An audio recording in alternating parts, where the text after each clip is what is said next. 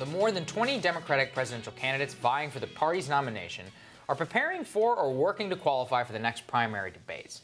The September stage is already set, with 10 candidates participating next week, and October 1st is the deadline to qualify for the fourth matchup. So the question we all really want to know the answer to, who can defeat this president? According to a poll by The Economist and YouGov, if the election were held today, 40% of Americans would vote for the Democratic Party candidate, whoever that was.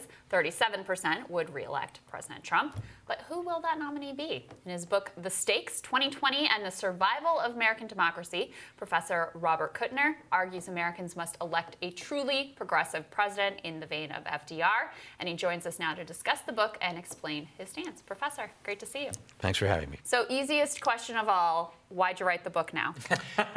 Well, two reasons. This book is one part alarmism and one part hope. Okay. The alarmism, of course, is that our democracy is at risk.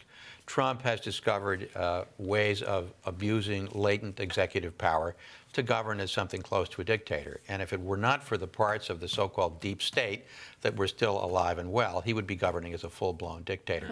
The hopeful part is that I think Trump got elected in the first place because Democrats really dropped the ball in being the champion of working people, as they used to be in the Roosevelt era. And since Carter, Clinton, both Clintons, and Obama, Democrats have been too much in bed with Wall Street. And ordinary working people noticed that, and that's how Trump got elected. There's more to it than that. There was no one fighting for him anymore. Bob, which of the candidates, in your estimation, best fits your thesis for the book, of the presidential candidates? I think, you know, this is not a commercial for Elizabeth Warren. I'm going to let other journalists handicap the field. But I think she comes closest because, first, she has a deep understanding of how American capitalism works. And secondly, she has an ability to narrate the connection between the lived frustrations of ordinary working Americans and the way the rules have been rigged. And 10 years before Donald Trump said the rules are rigged, Elizabeth Warren said the rules are rigged. But this is really a structural analysis of what's messed up about American politics and how that opened the door to Trump. It's not a brief for any candidate. Warren comes closer than anybody else. Why though Warren and not Sanders, when if she's been saying it for 10 years, he's been saying it for 30 years, 40. Right? I like Sanders a lot. And I think what Sanders did in 2016 was very brave. There's a political scientist named Walter Dean Burnham who talks about a politics of excluded alternatives. Things that people want to be on the menu are not on the menu. Sanders put them on the menu. So he deserves an enormous amount of credit for that. He almost beat Hillary. But I think his time may have passed. It may not have. He is remarkably spry for someone who is older than I am. And what keeps me up at night is the prospect that Sanders and Warren are going to be the two finalists.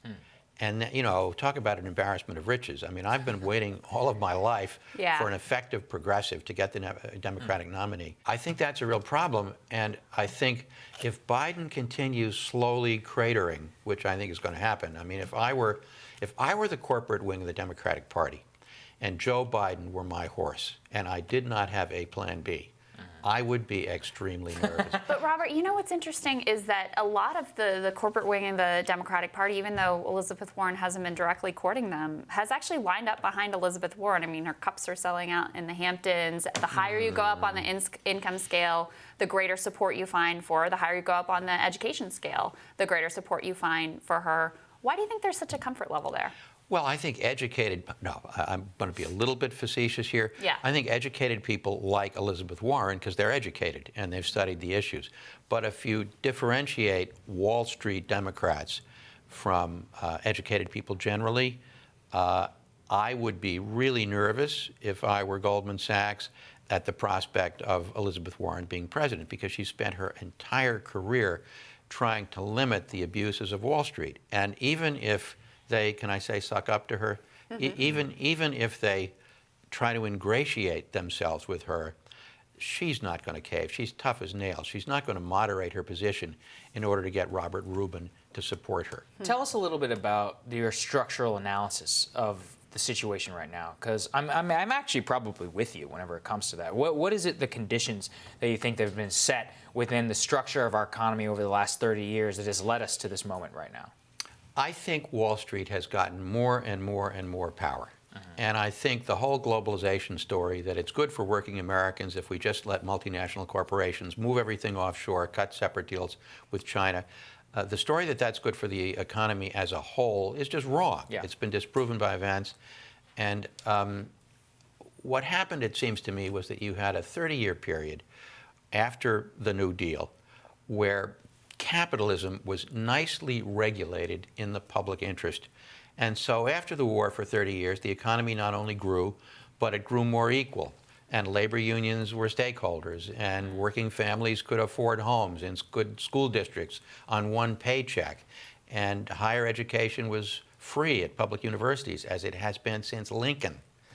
And then what happened was, beginning in the 80s, with Reagan, with the Democrats deciding to move more to the center, the big corporations in Wall Street clawed back the power that had been taken away from them, beginning with the New Deal, to the point where both parties, with, Democrats are better on the environment, Democrats are better on social issues, which, by the way, is a problem.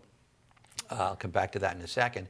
But both parties were in bed with Wall Street, and it took about 30 or 40 years for somebody like Trump to figure out how to channel that. Now, Trump's campaign in 2016 was a mashup of legitimate economic grievances and grievances of culture and status and gender and white guys feeling that make America great again means let's go back to a time when the little wife is at home fixing me a hot supper. That's not necessarily. I mean, you're basically perpetuating a Make America Great Again story yourself and talking about going back to the 1960s and 1970s. It's the economic part. Sure. It's Yeah. the But I think that's a part. large part of what spoke to Trump voters. That's my point. Yeah. Let me ask you, though, how does the Obama legacy fit into the history of Democrats that you just laid in? It's really complicated. So here's my favorite statistic. In 2008, 40% of white working class voters voted for Barack Obama. Mm-hmm. That's a very good sign. It tells you that white working class voters are not all racists. And with the right economic appeal, they're even willing to vote for a black man. But Obama, I think, bungled the moment that history handed him. Instead of cleaning out the banks, he bailed out the banks. Instead of hiring people who were as radical as the people who Roosevelt hired, who does he hire? He hires Bob Rubin. He hires Larry Summers. He hires a whole economic team from Wall Street. Paul Volcker was too radical for Obama's economic team. He was kept out of power. It really takes something for a Democrat to view Paul Volcker as dangerously radical. And so as a result, the Democrats lose 63 seats in 2010 because working people felt that Obama was more on the side of the banks than he was on their side. And then it was over. Then the Republicans could stymie everything Obama did. So he's a complicated figure. He was admirable in so many ways. He was decent in so many ways. Yeah. I think his foreign policy was terrific. Incorruptible. He did not walk on water, but I think on economics, where history handed him a moment where he could really have eaten the Republicans' lunch, that's what he blew sky high. I think that's well I think said. he failed. Robert, thank you. And we'll have more Rising after this.